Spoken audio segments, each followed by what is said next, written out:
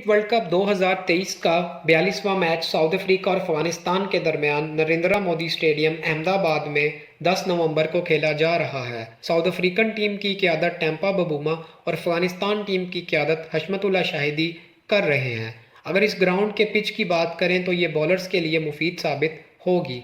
अगर हम south Africa और अफगानिस्तान के दादोशुमार देखें, इन दोनों टीमों के दरमियान अब तक सिर्फ एक वनडे मैच खेला गया और ये वाहिद मैच 2019 के वर्ल्ड कप में खेला गया था और इस मैच में साउथ अफ्रीका ने अफगानिस्तान को 9 विकेटों से शिकस्त दी थी। साउथ अफ्रीका की जानिब से डी कुक 68 रन बनाकर आउट हो गए और हशीम आमला 41 रन बनाकर नॉट आउट रहे और अफगानिस्तान की जानिब से वाहिद विकेट राशिद खान ने ली थी। अफगानिस्तान टॉस जीतकर पहले बैटिंग की थी और 125 रन का टारगेट दिया था और राशिद खान 35 रन बनाकर नुमाया रहे थे।